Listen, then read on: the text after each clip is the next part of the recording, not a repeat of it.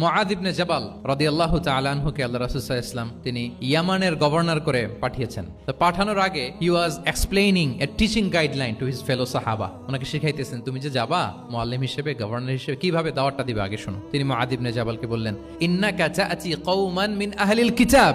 হে মুআয, জেনে রাখো এমন একটা এলাকায় তোমাকে পাঠাচ্ছি তারা কিন্তু আহলে কিতাব, মানে তারা হচ্ছে Jewish and Christian community, they are not Muslim, তারা কিন্তু ইহুদি খ্রিস্টান ওখানে। সো তুমি কিভাবে দাওয়াত দিবা? ফাদউহুম ইলা শাহাদাতি আন লা ইলাহা ইল্লাল্লাহ আন্না মুহাম্মাদুর রাসূলুল্লাহ। প্রথমে তাওহীদের দাওয়াত দিবা। আওয়াজ করে বলেন, প্রথমে দাওয়াত হবে কিসের?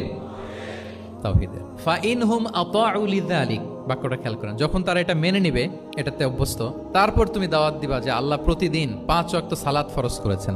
কয় ওয়াক্ত? 5 ওয়াক্ত সালাত। আচ্ছা, ফাইনহুম আতাউ লিযালিক, যখন তারা 5 ওয়াক্তে সালাতে অভ্যস্ত হবে, তখন বলবা যে আল্লাহ তাআলা ধনীদের উপর যাকাত ফরজ করেছেন। ফাইনহুম আতাউ লিযালিক, যখন ওইটা মানবে, এরপরে বলবা রমজানের রোজা